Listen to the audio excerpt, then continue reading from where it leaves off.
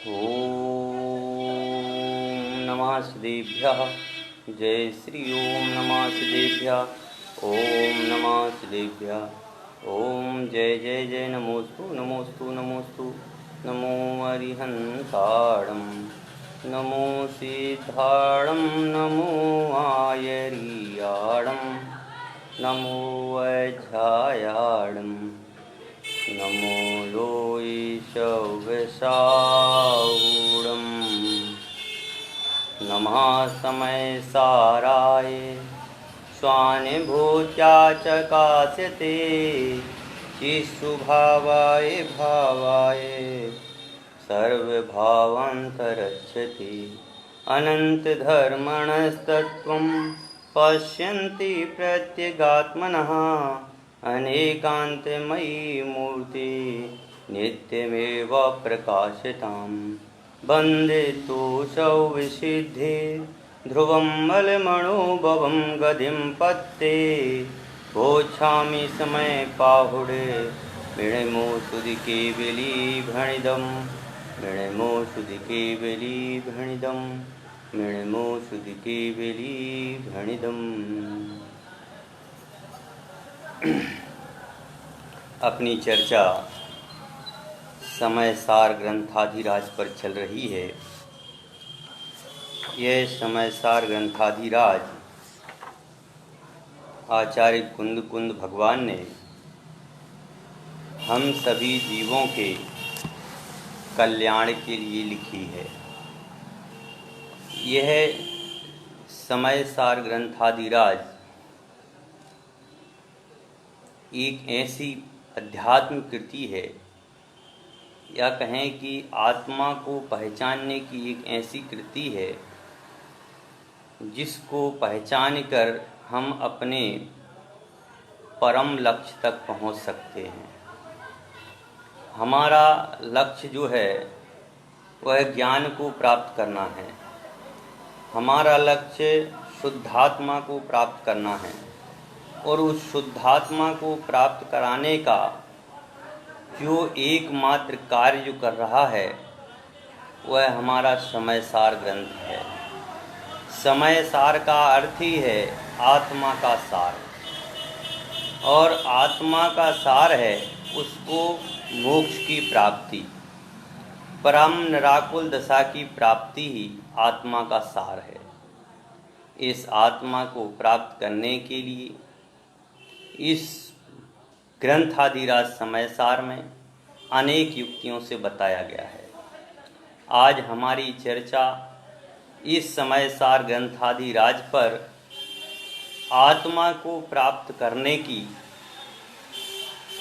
बहुत ही बड़ी बात की गई है। यह आत्मा कैसे प्राप्त किया जा सकता है, या इस आत्मा को कैसे प्राप्त करें, इस बात को इस समय सार ग्रंथाधिराज में, या जो कि आज अपन को 15वीं गाथा की चर्चा करनी है, इस 15वीं गाथा में बहुत अच्छे से विवेचन किया गया है। 15वीं गाथा में आचार्य भगवान हमें समस्त प्रकार जो 14वीं गाथा का जो विषय था उसी विषय को इस 15वीं गाथा में विशेष रूप से कहा गया है। इस 15वीं गाथा में आचार्य भगवान विशेष रूप से इसमें द्रव्य श्रुत और भाव श्रुत की चर्चा करते हुए आत्मा को प्राप्त कराने की बात कह रहे हैं। तो आज अपन 15वें नंबर की गाथा को पढ़ेंगे। जो पश्यति अपाढ़म अबद्धपुट्ठम अनन्यमविशेषम आपदेश सूत्रमध्यम पश्यति जिन्सासणम सौवम। इस गाथा का जो भावार्थ कहा गया है उस भावार्थ को वो हरि गीत का छंद में पद बताया है, उसको पढ़ते हैं। अबद्ध पुट्ठे अनन्यरु अविशेष जाने आत्मिको द्रव्य एवं भाव श्रुतिमय सकल जिन शासन लही। कि यह जो जिन शासन है यह जिन शासन द्रव्य रूप से और भाव रूप से जयवंत हो।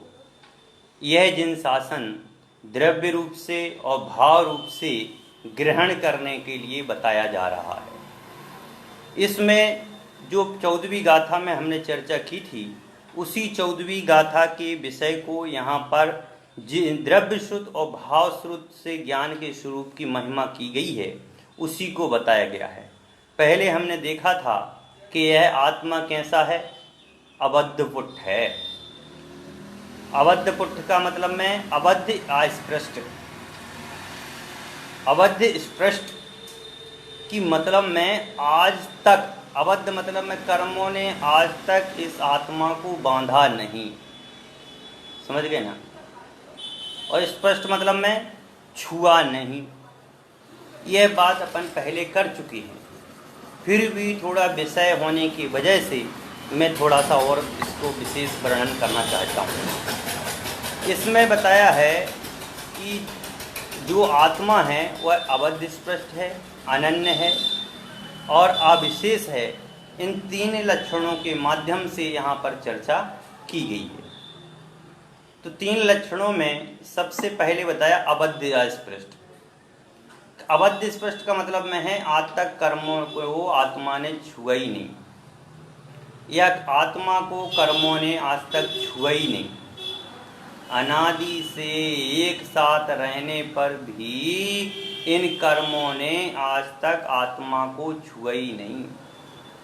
अनादि से कर्मों के साथ रहने पर भी यह आत्मा कभी द्रव्य रूप, कभी भाव रूप और कभी दूसरे कर्म रूप नहीं हुआ।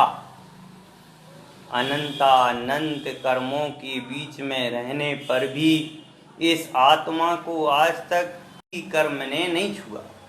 अरे आत्मा के मतलब एक ही प्रदेश पर आत्मा के प्रदेश और उसी पर पुद्गल के प्रदेश होने पर भी आज तक कर्मों ने आत्मा को नहीं छुआ है।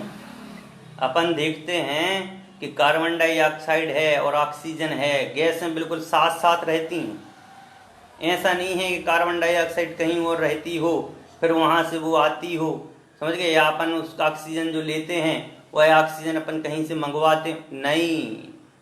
हम सांस लेते हैं, सांस छोड़ते हैं, फिर ये दोनों की दोनों ऑक्सीजन ग्रहण करते हैं, छोड़ते हैं, तब भी पे वह जो कार्बन डाइऑक्साइड और ऑक्सीजन है वह आज तक एक नहीं हुई। अनादि से ही वह गैसें पृथक पृथक हैं। वैसे ही यह आत्मा और यह कर्म, ये दोनों के दोनों भिन्न भिन्न हैं। आज तक ये कभी हुए ही नहीं, आज तक ये कभी आत्मा के हुए ही नहीं, 3 काल में आत्मा के कभी होंगे नहीं। क्योंकि कर्म जो हैं वह कर्म आत्मा को नहीं छूने के कारण से ही आत्मा का एक विशेषण है, यह कहें कि एक गुण है अबद्ध स्पष्ट। अबद्ध स्पष्ट का मतलब में है कि कर्मों को यह आत्मा कभी टच नहीं करती। आत्मा अलग है और कर्म अलग हैं। द्रव्य कर्म और भाव कर्म, यह दोनों के दोनों कर्म जो हैं आत्मा से बिल्कुल पृथक हैं, भिन्न हैं। ये बात अपन ने 14वें नंबर की गाथा में की थी। उसके बाद वहाँ पर ही हमने देखा था, एक गुण बताया था अनन्य, कि मतलब में यह जो आत्मा है, यह आत्मा जो है अन्य अन्य नहीं है। अन्य अन्य नहीं होने का मतलब में कि यह आत्मा चारों गतियों में जाता है। चारों गतियों में जाने के बाद में भी वह ऐसा नहीं है कि किसी एक गति का रह जाए, समझ गए ना। यह कहीं भी चला जाए, लेकिन यह अन्य अन्य नहीं है, समझ गए। इसलिए यह अनन्य है। किसी भी गति में जाएगा, मनुष्य गति को छोड़ करके दूसरी गति में जाएगा तो दूसरी गति में भी वही रहेगा, तीसरी गति में, ऐसे अनंत काल तक, अनंत काल तक भी यह आत्मा कभी भी मतलब में 4 गति रूप नहीं होने वाला। यह आत्मा तो अनन्य रहने वाला ही है। यह आत्मा तो अनन्य रहने वाला ही है। जैसे उदाहरण दिया था कि सोने में जो सोनत्व है, सोने में जो रूक्षपना है, सोमने में जो पर्यायपना है, सोने का जितना भी प्रकार हैं वह सारे के सारे प्रकार वो किसके हैं? सोने के हैं, सोने की पर्याय हैं। सोने का यदि हार टूट जाए तो सोना नहीं टूटता, सोना तो सोना ही रहता है। वैसे ही है आत्मा, चाहे स्त्री पर्याय धारण करे, चाहे मनुष्य पर्याय धारण करे, चाहे नरक जाए, चाहे निगूज जाए, चाहे सिद्ध बने, समझ गए? किसी भी पर्याय में जाने के बाद में भी यह आत्मा तो आत्मा ही रहता है, यह उस रूप परिणमित नहीं होता है। यह बात जो है ये है अनन्यपना।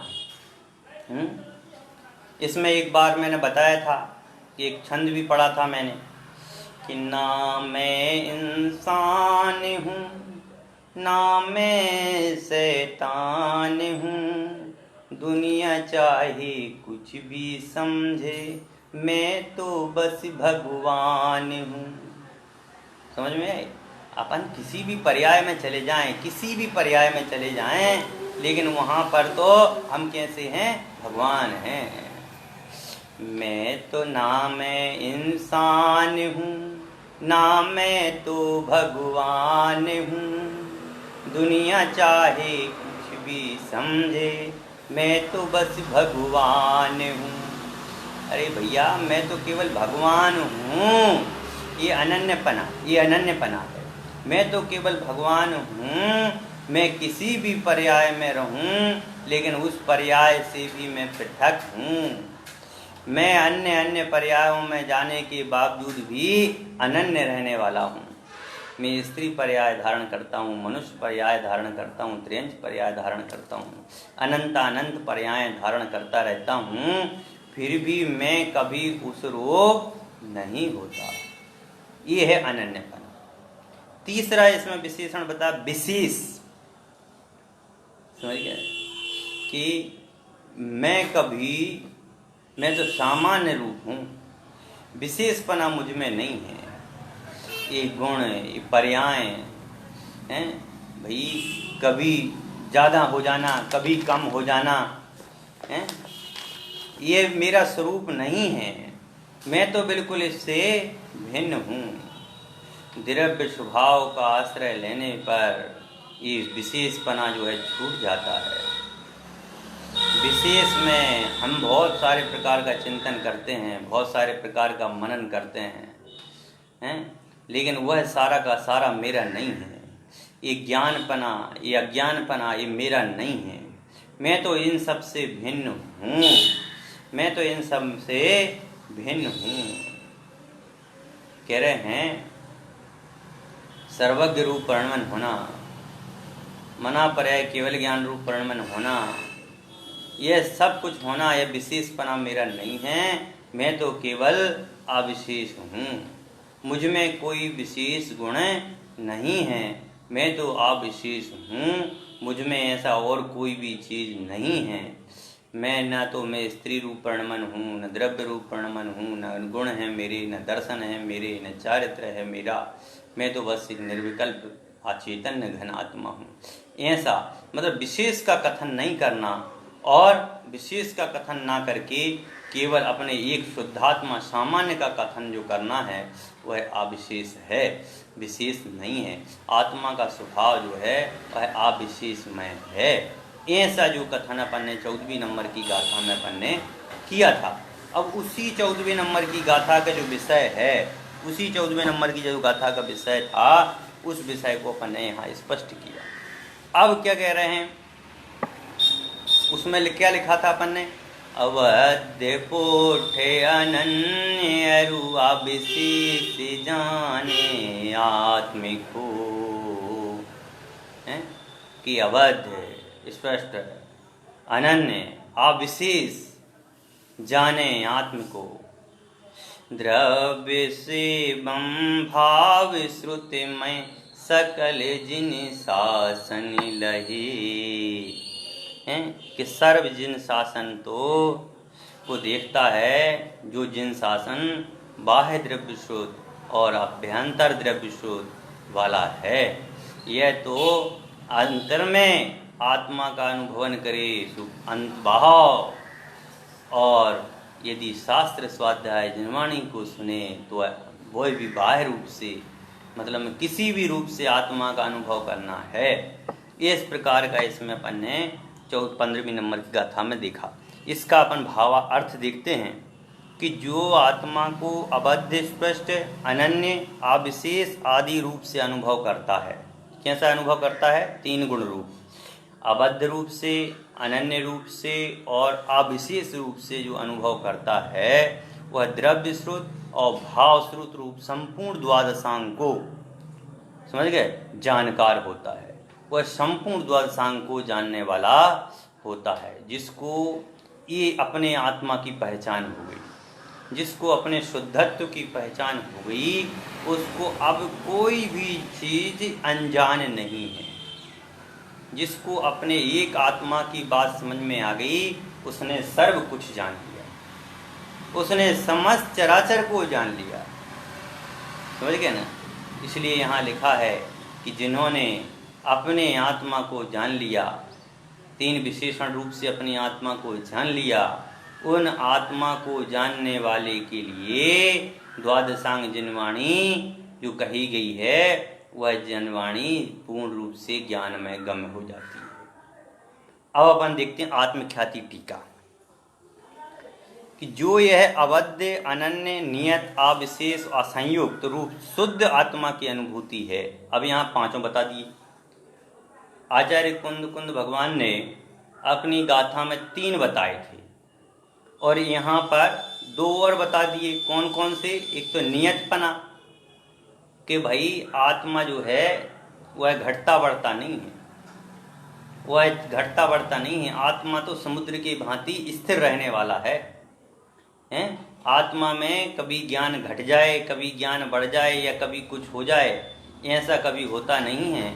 आत्मा तो जैसा है वह वैसा शुद्ध त्रिकालिक रूप से ही रहता है। इस बारे में अपन ने पहली गाथा में वर्णन कर चुके। असंयुक्त रूप से कि आत्मा में संयोग नाम की कोई चीज़ नहीं है। समझ गए? यह संयोग जो हैं बाह्य पर पदार्थों में होते हैं, अंतर में कोई भी संयोग नहीं होता है।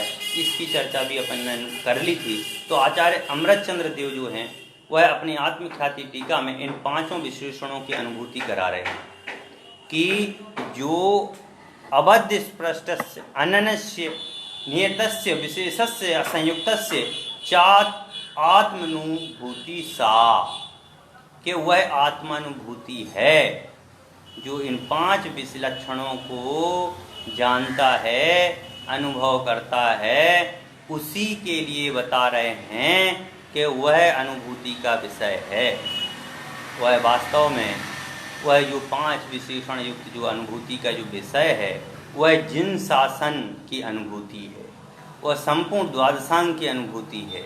जिन्होंने अपनी आत्मा को जान लिया उन्होंने संपूर्ण जिन शासन को जान लिया।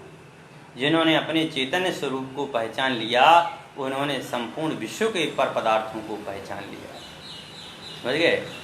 कह रहे हैं क्योंकि श्रुति ज्ञान स्वयं आत्म रूप होता है। जो श्रुत ज्ञान है वह श्रुत ज्ञान आत्म रूप ही होता है।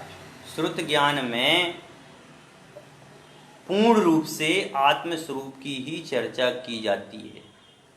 पूरे द्वादशांग को आप उठा करके देख लीजिए, चाहे आप प्रथमान योग देखेंगे, चरणान योग देखेंगे, सब कहीं आत्मा की बात की गई, आत्मा की बात की। भैया बड़े बड़े राजा महाराजा होते थे, उन राजा महाराजा संपूर्ण रूप से पूरा जीवन व्यतीत करते थे, अंत में दीक्षा लेकर के अपने आत्मा की स्वरूप की आराधना करते थे। ये प्रथमान युग में है।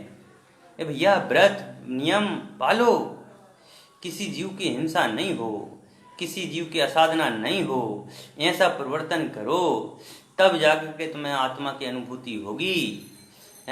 यदि तुम इन पर पदार्थों में रागादि बुद्धि करते रहे तो तुम्हें आत्मा की प्राप्ति नहीं होगी। अरे जीव का स्वरूप ऐसा है, जीव गुण स्थानमय है, जीव मार्गण स्थानमय है, जीव 84 लाख योनियों में भटकने वाला है। जब कर्ण युग का विषय पढ़ोगे तो वहाँ भी आत्मा की सिद्धि होगी, और द्रव्य नियुक्त तो पूर्ण रूप से आत्मा की सिद्धि करते ही है। इसलिए कहा कि श्रुत ज्ञान स्वयं आत्म रूप होता है, इसलिए ज्ञान की अनुभूति ही आत्मा की अनुभूति है। इसलिए जहाँ जिस प्रकार का जो है ज्ञान है, तो जहाँ पर निर्विकल्प रूप समाधि का दर्शन कराया जाए, ऐसे उस ज्ञान को आत्मा की अनुभूति कही गई है। फिर कहते हैं किंतु उस आत्मानुभूति के समय जिसमें सामान्य का आविर्भाव, सामान्य का तो क्या है, आविर्भाव है, ठीक है ना, सामान्य को आविर्भाव किया और विशेष पर्यायों को तिरुभाव रहता है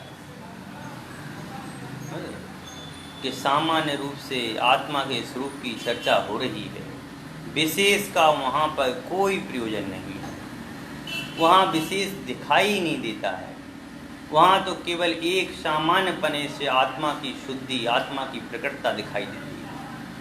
ऐसे ज्ञान का अनुभव किए जाने पर भी वह ज्ञान अज्ञानी जीवों को अनुभव में नहीं आता। समझ गए ना, क्या कह रहे हैं कि अज्ञानी जीव का अभिप्राय यहाँ पर ये है कि जो निर्विकल्प समाधि में रत नहीं है, समझ गए ना, अभी निर्विकल्प पने को प्राप्त नहीं हुए हैं, ऐसे जीवों के लिए यहाँ अज्ञानी शब्द का प्रयोग किया है। और ज्ञानी शब्द का प्रयोग यहाँ पर जो अपनी शुद्धात्मा में लीन हो गए हैं, जिनको शुद्धात्मा की अनुभूति हो गई है, उनको यहाँ ज्ञानी कहा। तो कह रहे हैं कि ऐसे ज्ञान का अनुभव किए जाने पर भी, ऐसे जो ज्ञान है वह ज्ञान का आनंद लिए जाने पर भी सामान्य यानी कि जो ज्ञान अज्ञानी जीवों को अनुभव में नहीं आता, अज्ञानी जीवों को वह समझ में नहीं आता है। कौन सा ज्ञान? इसको उदाहरण द्वारा बताया कि जिस प्रकार सब्जी में नमक डालते हैं, तो अपन जब सब्जी खाते हैं तो वह सब्जी सागमय, मतलब नमक का अपन को स्वाद उस समय अपन को अनुभव में ही नहीं आता है। नमक का स्वाद रहता है लेकिन वह सब्जी रूप परिणमित हो जाता है। उस समय उसमें अभेदपना से अपन नहीं देखते हैं, उसमें कहीं किसी प्रकार से भेद नहीं करते हैं, वहाँ तो केवल सब्जी रूप ही अनुभव में लेते हैं, सामान्य रूप से ही अनुभव में लेते हैं। लेकिन जो अज्ञानी जन हैं, वह अज्ञानी जन उस रागादि जिस प्रकार के नमक की डली है, उस नमक की डली को ही देखते हैं। ऐसे ही कह रहे हैं कि ज्ञानी जीव जो होते हैं वह सामान्य रूप से उस आत्मा का अनुभवन करते हैं, परंतु जो अज्ञानी हैं वह अज्ञानी जीव जो हैं रागादि रूप सम्मिलित होकर के वह उसका अनुभव करते हैं। ऐसी इसमें बात बता रहे हैं, कह रहे हैं जिस प्रकार नाना प्रकार के व्यंजनों के संयोग से उत्पन्न लवणत्व, समझ गए, मतलब में अनेक प्रकार के व्यंजन बनाते हैं, सब्जी बनाते हैं, रोटी बनाते हैं, दाल बनाते हैं, तो सभी जितने प्रकार के व्यंजन हैं और लवणत्व सामान्य का त्रिभाव कि वह उसमें नमकपना है, सब्जी में नमकपना है, इस सामान्य रूप से त्रिभूत है, उसमें मिला हुआ है, और विशेष पर्यायों का आविर्भाव होता है। समझ गए कि अलग से वह नमक हमें दिखाई नहीं देता है, लेकिन उसमें नमक तो है ही। ऐसे अनुभव किए जाने पर लवण के यथार्थ स्वरूप का ज्ञान नहीं रखने वाले व्यंजनों में ही आकृष्ट हुए जीवों को लवण की विशिष्ट पर्याय अच्छी लगती हैं। भाई जो व्यंजनों के ऊपर आकृष्ट है उसको वो व्यंजन अच्छे लगते हैं और व्यंजनों के साथ लवण का स्वाद लेता है, किंतु अन्य द्रव्यों के संयोग से रहित होने के कारण, अन्य जो द्रव्य हैं उन द्रव्यों के संयोग से रहित होने के कारण, कि अन्य जो द्रव्य हैं उन द्रव्यों के संयोग मतलब नमक अलग रख देने पर उसमें लवणत्व सामान्य का आविर्भाव होता है, कि उसमें लवण नमक की डली जो है उसको अलग रख देते हैं, तो उसको जब खाएंगे तो उसमें अलग से नमकपना, खारापना अपन को लगेगा और विशेष का त्रिभाव होता है।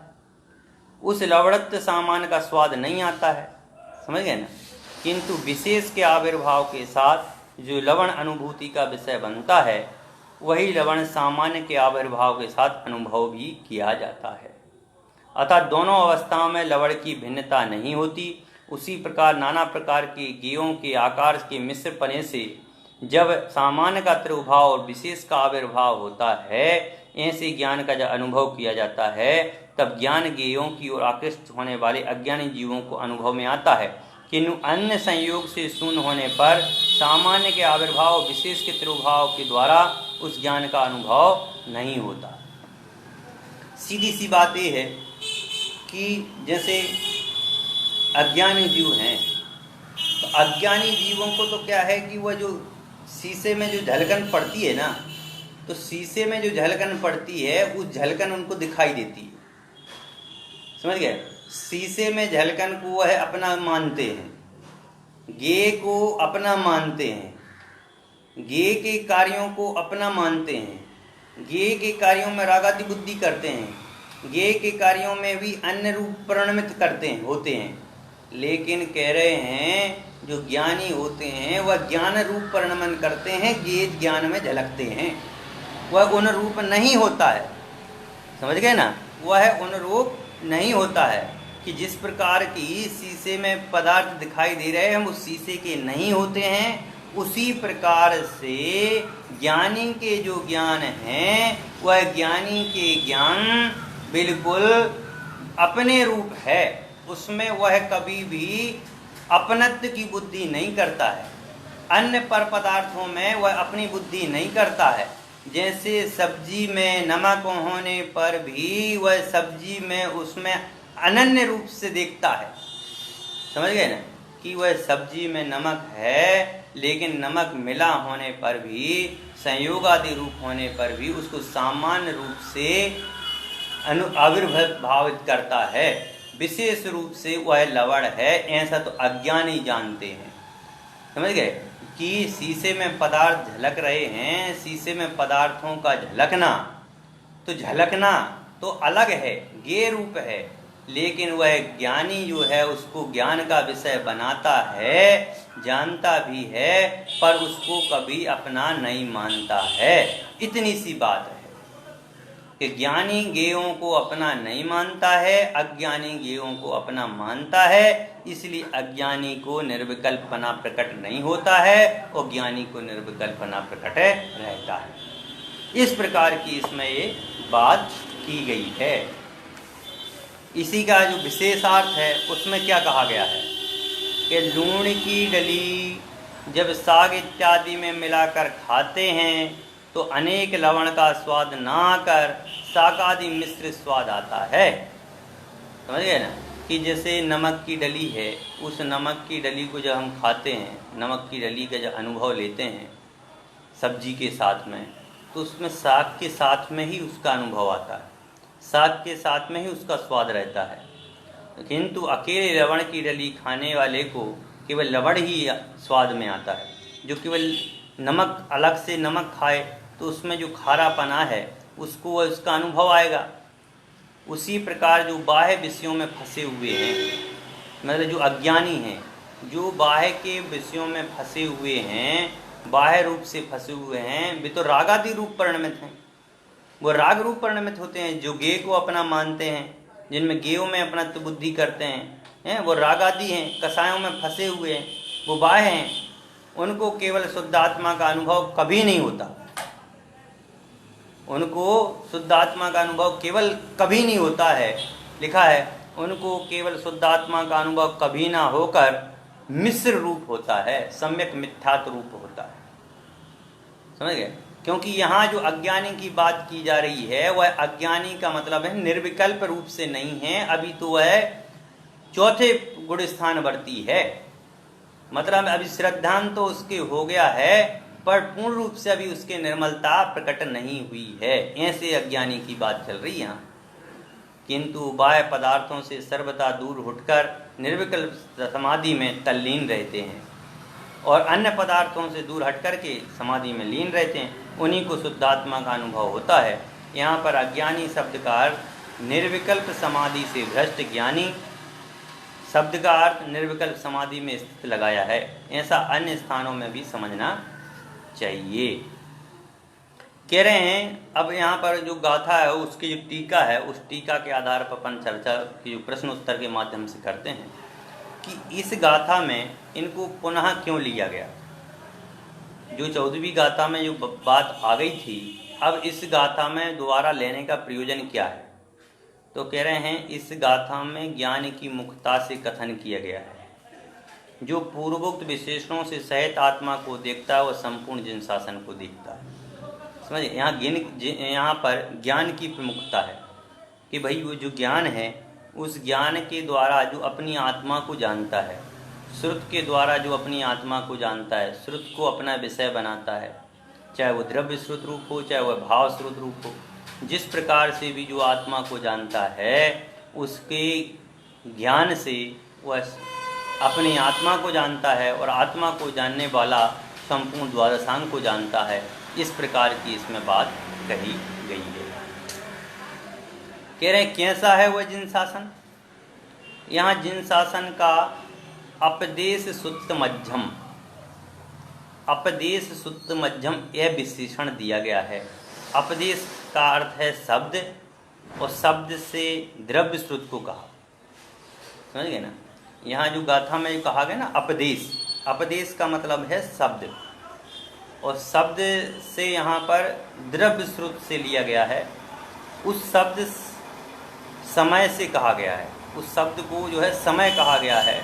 और ज्ञान समय में ज्ञान समय से जानने योग्य को, समझ गए, जो ज्ञान आत्मा को जाने, जो ज्ञान आत्मा को अपना विषय बनाए, उसको अपदेश सूत्र मध्य कहा जाता है। समझ गए ना।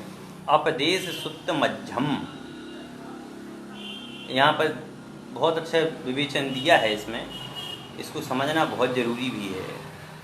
यहाँ पर जो बताया ना अपदेश सूत्र मध्यम, अपदेश शब्द का अर्थ है क्या है। अपदेश शब्द का अर्थ, अपदेश का मतलब में है शब्द, और शब्द को यहाँ पर लिया है द्रव्य श्रुत से, और जो द्रव्य श्रुत है उस द्रव्य श्रुत में जो शब्द है दूसरा अर्थ इन्होंने समय भी लिया है।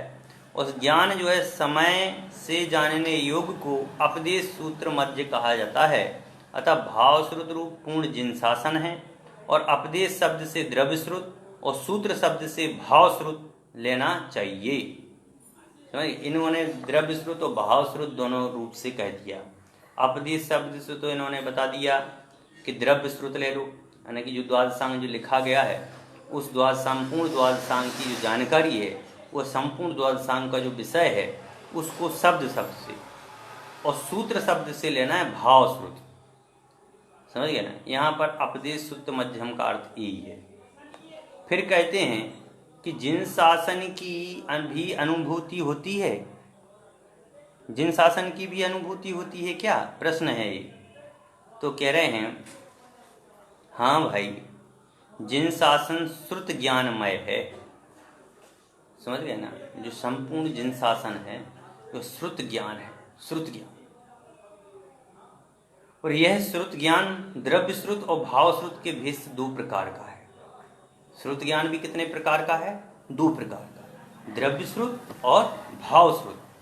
पहले भी कहा है कि जो द्रव्य श्रुत का अवलंबन छोड़कर भाव श्रुत से अपनी आत्मा को जानते हैं, अनुभव में लाते हैं, व्यवहार शुद्ध केवली से निश्चय शुद्ध केवली का अनुभव करते हैं। समझ गए ना। कि जो अपने जो द्रव्य शास्त्र हैं, संपूर्ण द्वादशांग हैं, पहले वह जो श्रुत का अभ्यास करे, जनवाणी को समझे, और जनवाणी को समझने के बाद में अपनी आत्मा में इतना निर्विकल्पना लाए कि अब वह द्रव्य शास्त्र को छोड़ करके भारूप परिणमित हो जाए।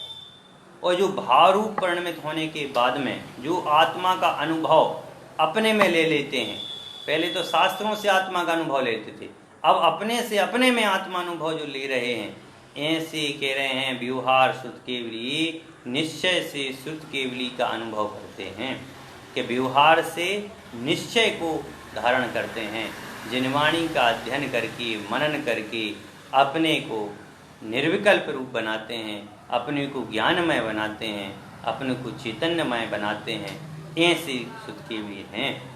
ख्याति टीका में क्या लिखा है श्रुत ज्ञानस्य स्वयं आत्मना आत्मत्वात्, अतः श्रुत ज्ञान स्वयं ही आत्मा ही है। कि जो श्रुत ज्ञान है वह श्रुत ज्ञान आत्मा ही है। श्रुत ज्ञान के द्वारा आत्मा अनुभव में आती है, श्रुत ज्ञान के द्वारा ही आत्मा अनुभव को प्राप्त होती है। भाव श्रुत ज्ञान रूप शुद्ध उपयोग से तो आत्मा की बद्ध स्पष्टादि विशेषणों के साथ अनुभूति हुई। समझ गए ना? कह रहे हैं कि द्रव्य श्रुत से तो भाव श्रुत की प्रकटता होती है, और भाव श्रुत की प्रकटता होने पर अबद्ध, अनन्य, अनियत, अविशेष ऐसे जो गुण कहे गए हैं उन गुणों की अनुभूति होती है, और उन गुणों की अनुभूति होने पर ही जिन शासन की अनुभूति होती है। क्योंकि जिन शासन जो है आत्मा की अनुभूति कराने वाला है, क्योंकि जो द्रव्य स्रोत है वह ज्ञान स्रोत भी है, वह भाव स्रोत भी है, और वह आत्मानुभूति भी है। बिना द्रव्य स्रोत के अध्ययन के अपन भाव स्रोत की नहीं समझ सकते हैं, इसलिए द्रव्य स्रोत के माध्यम से ही हमें आत्मा की प्राप्ति होती है, और इसी को ही ज्ञान स्रोत बोलते हैं, और इसी से ही आत्मा की उपलब्धि प्राप्त होती है। फिर प्रश्न है, उस आत्मानुभूति के समय क्या होता है?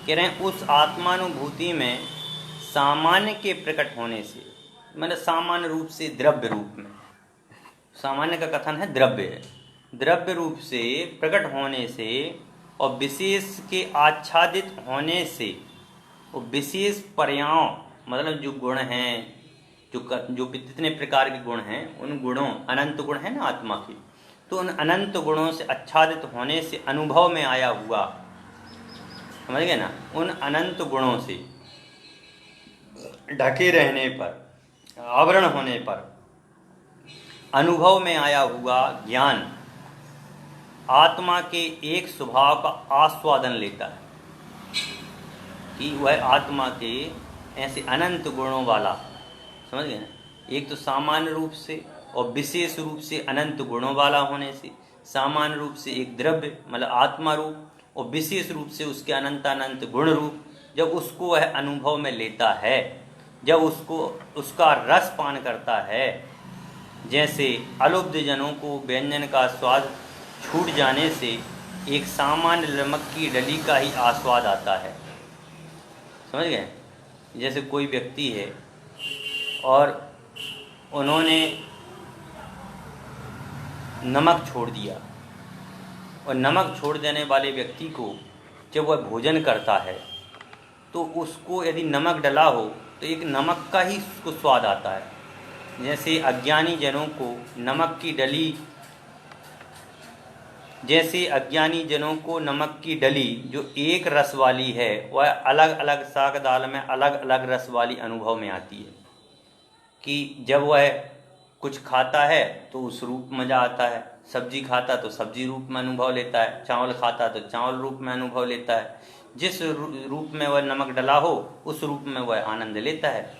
उसी प्रकार से कह रहे हैं निर्विकल्प समाधि से रहित जो मुनिराज अभी निर्विकल्प पने को प्राप्त नहीं हुए हैं, ऐसे अज्ञानी जनों को यह आत्मा स्पर्श रस गंध आदि ज्ञेय के भेद से अखंड खंड अनुभव में आती है।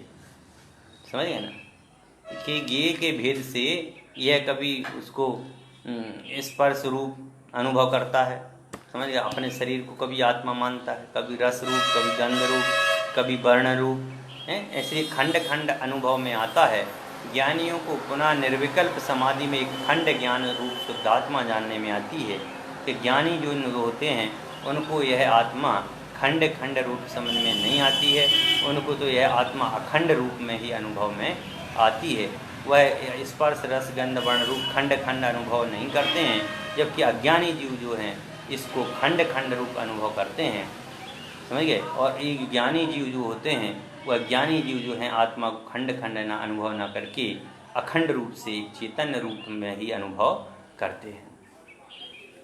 अब प्रश्न है, कोई कहता है कि अज्ञानी ज्ञेयों में आ सकते हैं, कोई कहते हैं कि भाई जो अज्ञानी जीव होते हैं यह ज्ञेय पदार्थों में ही मदमस्त रहते हैं, ज्ञेयों को ही अपना विषय मानते हैं, ज्ञेयों को ही अपना सब कुछ मानते हैं, ऐसी बात करते हैं। हैं। कह रहे हैं कि व्रत है, दान, दया, पूजा, भक्ति आदि व्यवहार रत्नात्रय के परिणामों में आसक्त हैं। कि ये जो अज्ञानी जन जो होते हैं, यह केवल पूजा पाठ, विधि विधान इत्यादि में ही लगे रहते हैं। ऐसे ज्ञेय लब्ध जीवों को आत्मा के अतीन्द्रिय ज्ञान और आनंद का स्वाद नहीं आता है। कह रहे हैं कि ऐसे जो अज्ञानी जीव हैं, इन अज्ञानी जीवों को क्या आत्मा का आनंद नहीं आता है, आत्मा का रस नहीं आता है? जो केवल व्रत, दान, उपवास, क्रिया इत्यादि में लगे हुए हैं, ऐसे जीवों को आनंद नहीं आता है क्या?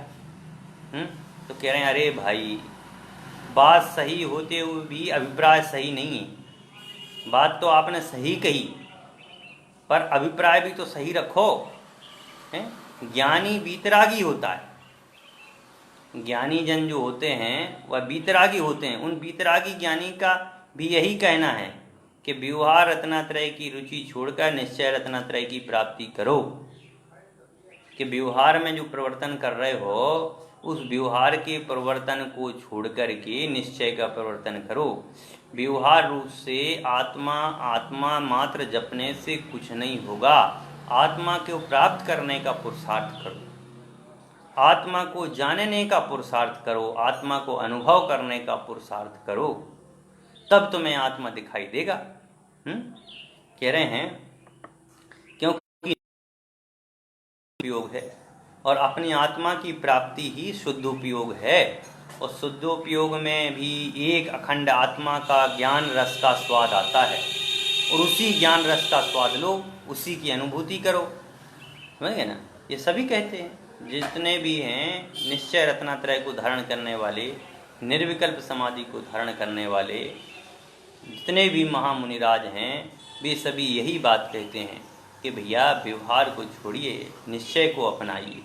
व्यवहार को छोड़िए, निश्चय को अपनाइए। निश्चय को अपनाने से शुद्धात्मा की प्राप्ति होती है, और शुद्धात्मा की प्राप्ति होने से अनुभूति का विषय बनता है, और अनुभूति वही कल्याणकारी है। यह बात वीतराग श्रमणों ने सराग श्रमणों के लिए कही है कि यह जो बात है, यह निश्चय रत्नात्रय वाली जो बात है, यह व्यवहार रत्नात्रयधारी मुनिराजों के लिए कही है।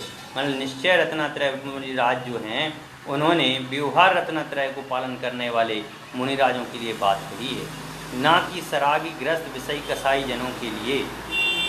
समझ गए ना? यह जो बात कही है, यह तो ये सरागी गृहस्थ जो मनुष्य हैं, इनके लिए नहीं कही। इनके लिए तो व्यवहार ही प्रयोजनवान है। क्यों है? क्योंकि धर्म ही नहीं समझ में आता है कि धर्म है क्या चीज़। जब तक इनको यही बात पता नहीं है, जब तक कैसे होगा?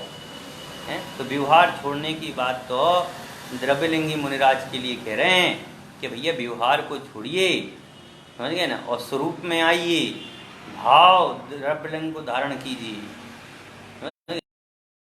आचार्य खुलासा किया है, अज्ञानी जीव किन विषयों में आसक्त होता है?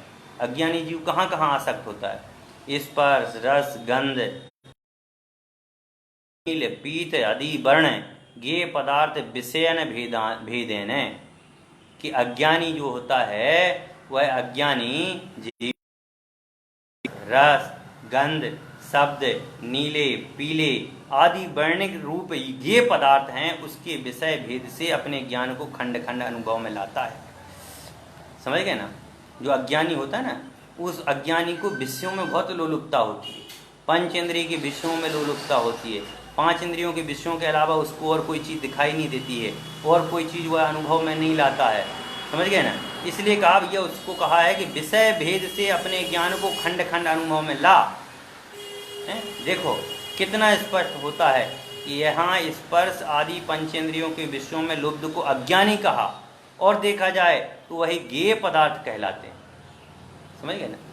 वह क्या है? गेय हैं। पंचेंद्रिय के जितने विषय हैं, वह के सारे पदार्थ जो हैं गेय हैं, वह ग्रहण करने योग्य नहीं है। लेकिन अज्ञानी जीव जो है उन गेयों को अपना मानता है। समझ गए ना? इसलिए यहाँ पर जो बात कही गई है, उस बात को विशेष रूप से अपन को ध्यान में रखना है कि भैया जो यहाँ व्यवहार की चर्चा की जा रही है, यह व्यवहार की चर्चा किन के लिए की जा रही है? जो अपूर्ण रूप से आत्मा को प्राप्त नहीं हुए। ऐसे कौन? ऐसे द्रव्यलिंगी मुनिराज। ऐसे द्रव्यलिंगी मुनिराजों के स्वरूप की बात की गई है। ये राग रोग इत्यादि की जो बात है यह तो गृहस्थ के लिए की गई है, समझ गए ना। तो गृहस्थ के लिए है कि भैया जो पूजन पाठ इत्यादि करना, स्वाध्याय चिंतन करना, ये व्यवहार धर्म है और ये गृहस्थ के लिए बहुत जरूरी है। क्योंकि जब तक यह नहीं करेगा, जब तक वह अपने स्वरूप को प्राप्त नहीं हो सकेगा। लेकिन जो अभी अपने स्वरूप को प्राप्त नहीं हुए, वो तीनों कालों में एक शुद्धात्मा के लिए प्रेरित हैं, उन मुनिराजों के लिए व्यवहार रत्नत्रय मुनिराज कहा है, समझ गए ना। तो यह जो पदार्थ हैं, यह अज्ञानी जन तो 5 इंद्रिय के विषय भोगों जो हैं, और 5 इंद्रिय के विषय भोगों में जो अपने बुद्धि पाल रहे हैं, ऐसे उन व्यवहारी जनों के लिए कहा है। क्या व्रत तप पूजा एक कोई गेय पदार्थ है? क्या ये कोई वस्तु है जिन्हें अनुभव में लाने पर लुप्तता आए? हैं? महान ज्ञानी आचार्य अमृतचंद्र जी के अभिप्रायों को श्रेष्ठ करुणावान आचार्य जयसेन महाराज ने अपनी तात्पर्य वृत्ति टीका में खोलकर कहा है। यह शुद्धोपयोग रूप प्रणति में आत्मानुभव क्वचित कदाचित परम दिगंबर श्रमणों को ध्यान सामायिक काल में होता है, समझ गए ना। कि इस शुद्धोपयोग की जो प्रणति है या इस शुद्धोपयोग रूप जो अनुभव है, यह अनुभव कभी कभी परम दिगंबर महामुनिराजों के ध्यान में होता है, सामायिक के काल में होता है, और गृहस्थों को यह आत्मानुभूति कभी संभव नहीं है। गृहस्थ के लिए तो आत्मानुभूति बहुत असंभव है। आत्मानुभूति तो भैया दिगंबर मुनिराज के लिए होती है। दिगंबर पना जो है वह दिगंबर मुनिराज के लिए होता है। आत्मा की अनुभूति 5 इंद्रियों के विषयों में नहीं है। जो 5 इंद्रियों के विषयों से पृथक हैं, ऐसे व्यवहार रत्नत्रय को धारण करने वाले मुनिराज हैं, उनको भी आत्मानुभूति नहीं होती है, समझ गए। उनका तो केवल श्रद्धान मजबूत है, आत्मानुभूति अभी उनकी शेष है, तब भी शुद्धात्मा की भावना करना चाहिए। इसलिए हे व्यवहारी जनों, आप सभी को अपनी आत्मा को प्राप्त करने का पुरुषार्थ बहुत बहुत रूप से करना चाहिए। व्रत तप पूजा आदि व्यवहार रत्नत्रय में भी शुद्धात्मा का लक्ष्य होने से वह सर्वथा ज्ञानी नहीं, कथनचित ज्ञानी ही है, समझ गए ना। यदि आप व्रत कर रहे हैं, संयम पाल रहे हैं, पूजा कर रहे हैं, स्वाध्याय कर रहे हैं, चिंतन कर रहे हैं, तो ये सारे के सारे जो व्यवहार हैं, यह व्यवहार को भी कथनचित, समझ गए ना, व्यवहार जो शुद्ध, और वो व्यवहार कैसा, जो शुद्धात्मा को लक्ष्य करके कहा जाए। पूजन कर रहे हैं उस समय भी हमें अपनी आत्मा को प्राप्त करने का अनुभव होना चाहिए। तो कह रहे ऐसा जो अनुभव है यह सर्वथा ज्ञान नहीं है, यह कंचनचेत ज्ञानी भी है, समझ गए ना। यदि पूजन भक्ति करते समय यदि हमें आत्मा की अनुभूति होती है तो कथनचित ज्ञानपना है, पूर्ण रूप से वह अज्ञानपना नहीं, वह ज्ञानपना है। क्योंकि व्रत तप पूजा आदि जो हैं गेय पदार्थ हैं, उनमें लोभता अज्ञान है, समझ गए। उनमें जो लोलुपपना है वह अज्ञान है, और ऐसा किन्हीं आचार्यों का अभिप्राय नहीं है। यह शुष्क अध्यात्म के अतिरिक्त का दुष्फल मात्र है। फिर प्रश्न इन्होंने किया कि शुद्ध आत्मा की भावना किससे बचकर करना चाहिए, कि जो शुद्ध आत्मा की जो भावना है वह हमें किससे बचकर के हमें यह शुद्ध आत्मा की भावना करना चाहिए। कह रहे हैं कि समस्त मिथ्यात रागादि परिहारेण तत्रैव शुद्धात्मनि भावना कर्तव्येति। क्या कहा?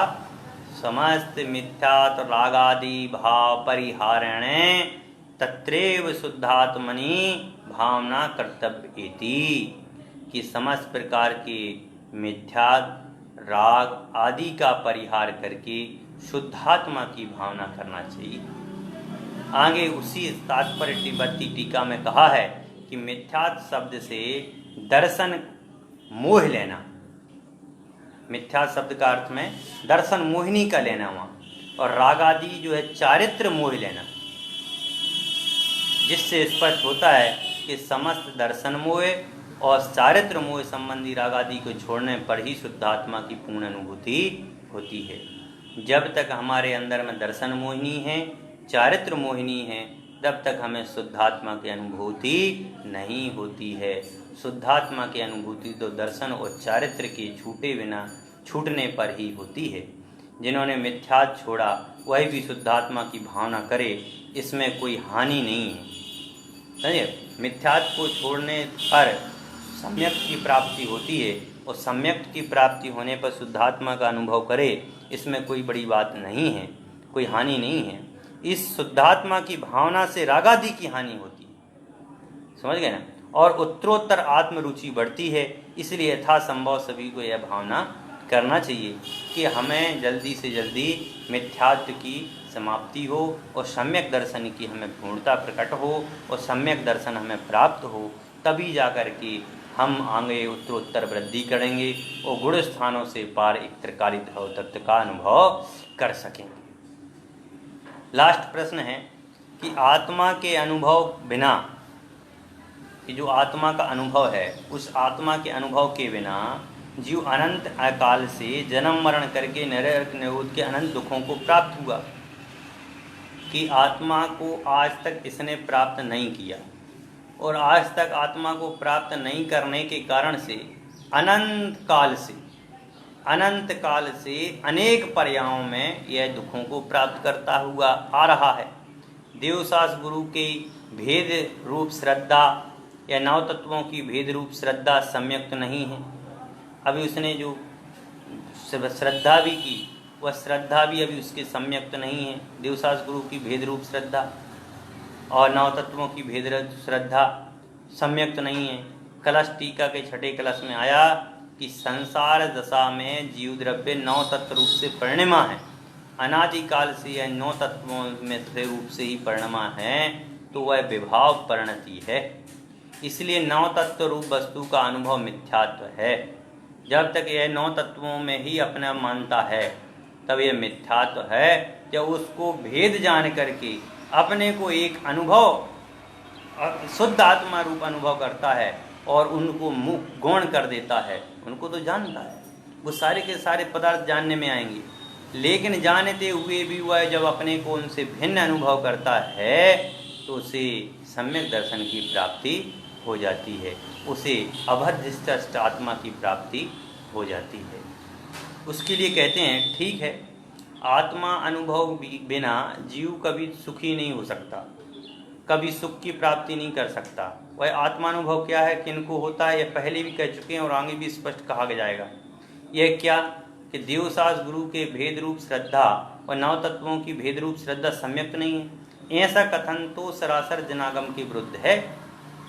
जो आपने जो बात कही ना कि देवसास गुरु की श्रद्धा और नौ तत्वों की श्रद्धा के बिना श्रद्धा सम्यक्त नहीं है, भेद रूप श्रद्धा जो है सम्यक्त नहीं है, यह तो जनागम के विरुद्ध है। लेकिन आचार्य समंत भद्र स्वामी ने, महान तार्किक आचार्य, जिन्होंने कहा कि देवसास गुरु की श्रद्धा को ही सम्यक दर्शन कहते हैं, और देवसास गुरु के यथार्थ श्रद्धान को यथार्थ स्वरूप समझकर बनाए रखना ही सम्यक दर्शन है। समझ गए ना? यह उन्होंने कहा, इन्हीं तीन तत्वों को कहा है उन्होंने कि भैया व्यवहार रूप से सम्यक दर्शन जो है देवसास गुरु के यथार्थ श्रद्धान पूर्वक ही होता है। और उन्होंने कहा है, श्रद्धानाम परमार्थानाम आप्त आगम तपोभृताम त्रिमूणा पूर्णमष्टांगम सम्यक दर्शन मस्म, कि परमार्थ भूत आप्त, कि जो परम पद में स्थित हो गए हैं, ऐसे आप्त मतलब में देव, आगम यानी जिनवाणी, और तपस्वी अथा गुरु, तीन मूर्ता से रहित, लोक मूर्ता, देव मूर्ता, गुरु मूर्ता से रहित, अंग अष्ट अंग से सहित, जो 8 अंगों से सहित मद रहित श्रद्धान करना ही सम्यक दर्शन है।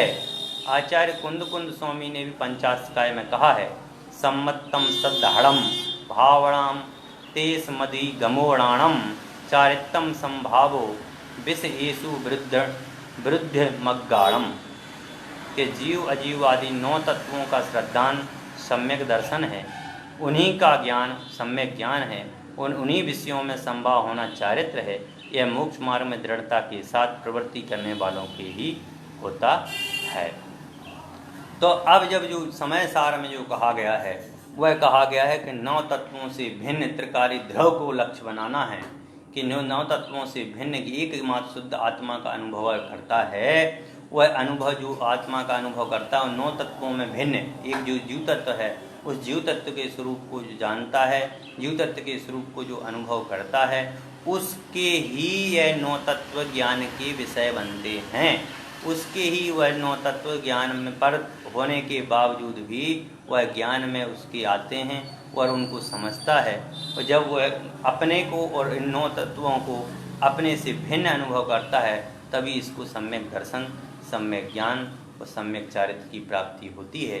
इसी प्रकार आप सभी मोह राग द्वेष आदि के परिणामों को अपने से भिन्न अनुभव करते हुए अपने स्वरूप को अनुभव में लाएं। इसी बात से मैं अपनी वाणी को विराम देता हूँ। नोवा नवोकार मंत्र नवो।